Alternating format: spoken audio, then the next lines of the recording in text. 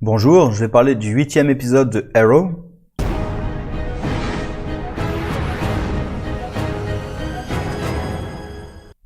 Alors, comme son nom l'indique, Unmasked, on suit Oliver qui est désormais démasqué, mais on démasque aussi le nouveau Green Arrow. Honnêtement, j'avais pensé qu'il ne le ferait pas.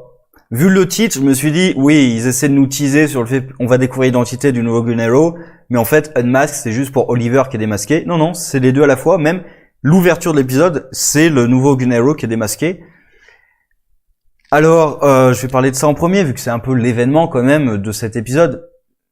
Il y a un autre truc aussi très important avec Oliver, mais sinon le plus important, je pense que c'est ça dans cet épisode. C'est donc Emiko Quinn. On a vraiment la confirmation puisqu'à la fin, elle est devant la tombe de Robert Quinn. Et je trouve ça un peu con de l'avoir dévoilé tout de suite, en fait. Cette révélation, moi, ça me plaît plutôt. Emiko, c'est un personnage que j'ai suivi dans les comics. Elle vient du reboot, un New 52 n'existait pas avant, il me semble, de mémoire. C'est la fille de Shadow et de Robert Quinn. D'ailleurs, avant, elle n'existait pas puisque Oliver avait été violé par Shadow quand il était grièvement blessé. Elle l'a violé pour avoir un enfant qu'elle appelait Robert aussi d'ailleurs. Donc, elle n'a pas du tout eu de liaison avec l'ancien Robert Quinn qu'elle avait jamais rencontré. Là, dans le New 52, son enfant c'est Emiko qu'elle a eu avec Robert Quinn, qui d'ailleurs était encore en vie après les événements de l'île. Mais voilà, on va passer sur les comics comme ça. Donc moi, c'est un personnage que j'ai plutôt apprécié dans les comics. Là, j'avoue, ça fait un moment que j'ai pas lu de Green Arrow en comics, donc je sais pas trop où ils sont partis. Mais voilà, c'est un personnage que j'aimais bien, donc ça me fait plutôt plaisir d'avoir une version live. Mais je trouve un peu con de l'avoir révélé tout de suite. Parce qu'on n'a pas introduit le personnage avant. Et deux, moi, j'aurais préféré... Enfin, je dis deux, d'ailleurs, il y aura plusieurs points. Je les ai pas tous pensés. J'aurais préféré qu'il y ait des interactions entre Oliver et le nouveau Green Arrow avant qu'on connaisse son identité. Peut-être même essayer de créer des fausses pistes avec d'autres personnages. Mais là, maintenant, on sait quasiment tout.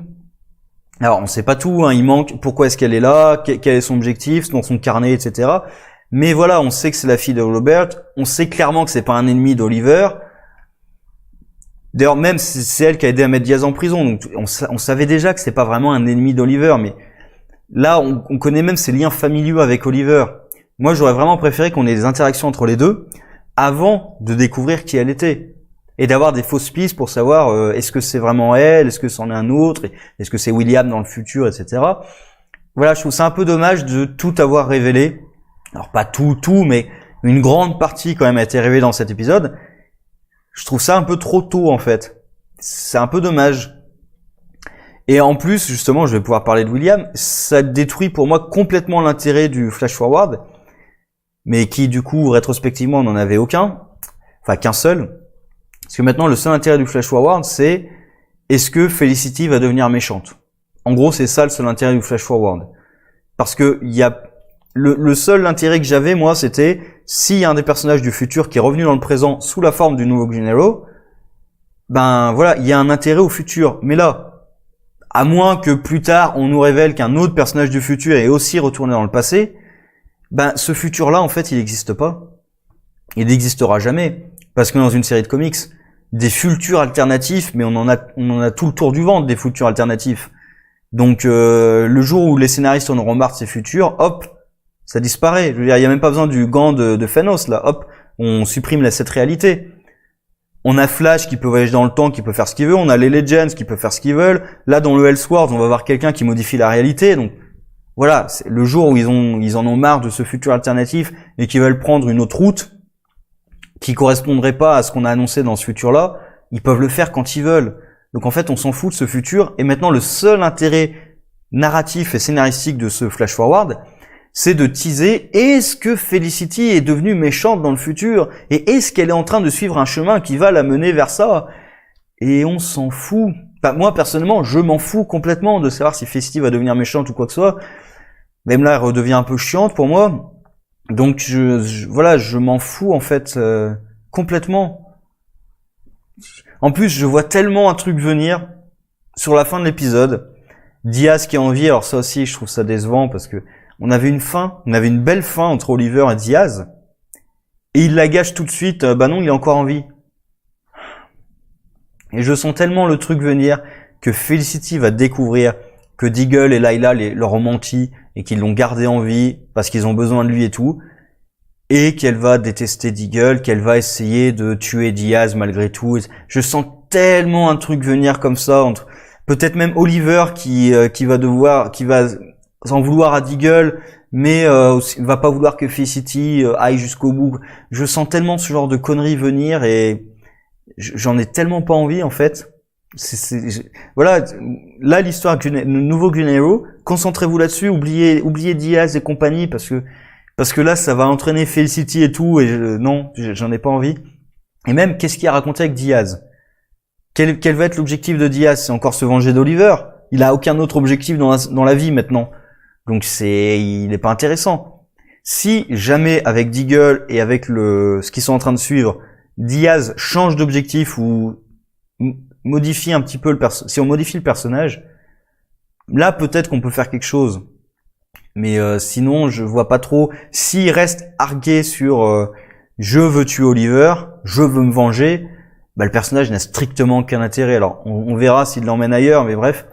Et là du coup, pourquoi est-ce qu'ils ont besoin de Diaz? Parce que l'enquête que menait le DIO sur le DIO, pardon, ça c'est dans Supergirl, Argus, l'enquête que menait Argus sur tout ce qu'on a suivi là avec le tableau et tout, Dante, machin, bref, que suivait Layla aussi en parallèle, mène apparemment aux Longbow Hunters. Et du coup, forcément, Diaz. Le problème, c'est que les Longbow Hunters, on les a pas travaillés du tout. Ils ont aucune personnalité individuelle ou collective. Ils ont aucun objectif individuel ou collectif.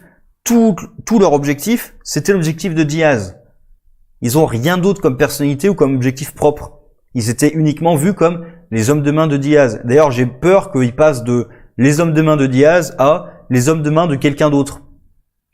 Honnêtement, je pense que leur sort, ça va être ça. Ça va être d'être les hommes de main de quelqu'un, mais au lieu que ce soit Diaz, ça sera quelqu'un d'autre. Et peut-être que Diaz avait obtenu leur aide parce que, à travers sa vengeance, il les aidait aussi à obtenir quelque chose d'autre dont avait besoin leur employeur. Je vois bien un truc dans ce genre-là. Après, on verra ce que ça donne.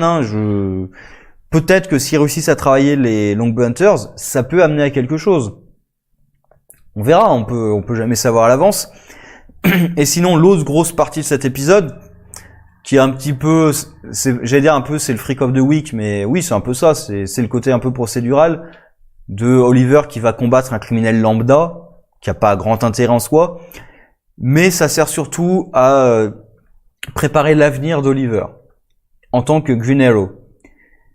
Et du coup, à la fin, c'est Oliver qui devient le Green Arrow officiel pour la police. Alors, comme de toute façon, cette série s'assoit complètement sur la loi, on a vu leur procès, c'était n'importe quoi. La loi anti-vigilante, normalement, elle ferait que la police, elle peut pas travailler avec ça. Enfin, c'est pas possible, mais bon, voilà, la loi, on s'assoit dessus. En plus, littéralement, puisque le commissaire, donc Laurel, à l'aide de Dinah, à l'aide de Laurel, donc le commissaire et le procureur sont associés pour faire que Oliver fasse partie de la police. Après, le truc dont j'ai peur, c'est que comme il travaille maintenant, est-ce qu'il travaille pour ou avec la police? Parce que s'il travaille pour, techniquement, avec la loi, ils sont obligés de poursuivre le nouveau Green Arrow. Ils n'ont pas le choix. Donc, est-ce que ça va faire que Oliver doit poursuivre le nouveau Green Arrow? Ou est-ce que ça va créer des dissensions dans la police aussi? Certains policiers qui voudront pas travailler avec le vigilante. Enfin, il y a plein de pistes comme ça à suivre. Ça pourrait être intéressant. On verra ce qu'ils choisissent exactement. Parce que le maire, elle a pas l'air vraiment satisfaite de ce qui se passe. En même temps, de ce qu'on a compris, il a quand même une grande cote de popularité, Green Arrow. Et Oliver Queen aussi, il a une cote de popularité, en plus avec sa famille. Donc, est-ce que forcément pour le maire, c'est une bonne idée pour être réélu de voir s'en prendre à ce Green Arrow? Parce que son objectif, c'est ça, c'est d'être réélu. Sinon, elle s'en fout du reste, apparemment. C'est une politique. Bref. Voilà, l'épisode était plutôt sympa. Il y a des bonnes révélations sur Emiko. Après, pour moi, il arrive trop tôt. Après, je suis très content de voir ce personnage en live. Quelle va être son histoire? Pourquoi est-ce qu'elle est là? On verra ça dans la suite. Est-ce que c'est vraiment la fille de Shadow et de Robert Quinn? On verra. Hein, je sais pas si Robert et Shadow se sont rencontrés en fait avant Lille. Peut-être d'ailleurs, j'en sais absolument rien. Est-ce que Shadow a eu un enfant? J'en sais rien. On verra par la suite, hein, mais ça ferait... si c'est la fille de Shadow, ça ferait très bizarre, parce que Oliver et Shadow ont eu un truc ensemble. Donc ça ferait un peu bizarre, en fait, d'avoir Oliver qui travaille... Bref, de savoir que le père d'Oliver a eu une enfant avec Shadow, alors que Oliver a eu un petit truc avec Shadow aussi, ça pourrait être un peu bizarre, mais bon, on verra ce que ça donne. Et est-ce que c'est vraiment son ascendance aussi, hein? Est-ce que vraiment c'est la fille de Shadow? C'est la fille de Robert, ça c'est clair. Après, de qui d'autre? On verra, hein. Ils sont pas obligés de suivre les comics. Sinon, je vais parler de la scène, j'allais dire post-générique, mais oui, enfin le teaser, qui, hélas, est le même dans toutes les séries. J'espérais peut-être des teasers un peu différents dans d'autres séries, mais bref, qui annonce le Elseworlds. Alors, ça annonce un très bon début de semaine, honnêtement. J'en attends beaucoup de ce Elseworlds. Et de ce que je vois, ça a l'air de tenir les promesses que ça fait. Avec plein de clins d'œil aussi à Smallville, notamment. Dans le teaser, on voit plein de costumes qui font référence à Smallville. Alors, c'est pas forcément la Terre Smallville, puisque il n'y avait pas ce Flash-là. C'est un autre Flash. Là, c'est le Flash des années 90. Hein. Je sais plus comment il s'appelle d'ailleurs l'acteur, mais c'est celui qui joue le père de Barry dans la série. Donc, il a du coup a l'air de reprendre son rôle de la série des années 90, qui avait duré qu'une seule saison, il me semble. Hein. D'ailleurs, ils avaient repris le Trickster aussi de cette série-là avec Mark Hamill.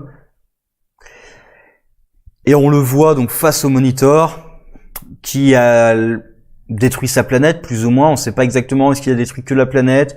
Est-ce qu'après il va détruire l'univers quand il ouvre son livre? Là, est-ce qu'il est en train de détruire l'univers? Pourquoi est-ce qu'il fait ça exactement? Est-ce qu'il fait ça parce qu'il y a une menace de l'Anti-Monitor? Parce qu'on voit une espèce de robot? Est-ce que ce robot c'est l'Anti-Monitor? Est-ce qu'il est lié à l'Anti-Monitor? Honnêtement, j'espère pas que ce soit l'Anti-Monitor, parce qu'en 3 épisodes, ça me paraît un peu léger pour traiter de l'Anti-Monitor en 3 épisodes. Parce que vraiment, historiquement, c'est quand même l'une des plus grosses menaces de DC. C'est le premier à avoir rebooté l'univers DC. Il a littéralement détruit tout l'univers DC, sauf 5 planètes. Crisis on Infinite Earths, il y a 5 planètes qui ont survécu. Alors par contre, j'adore évidemment, mais c'est dans les Crisis, le fait d'utiliser Flash comme élément central pour la Crisis. En plus, le Flash des années 90, ça fait plaisir, même si on n'a pas forcément vu cette série. Hein. Je pense qu'il y en a plein qui n'ont jamais vu cette série-là.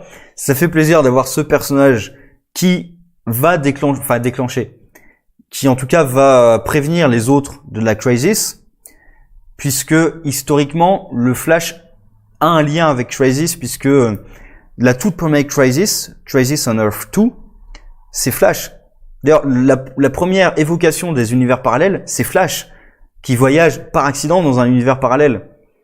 Et ensuite, les Crisis, c'est les événements qui ont lieu et qui demandent l'association de différents univers pour les régler.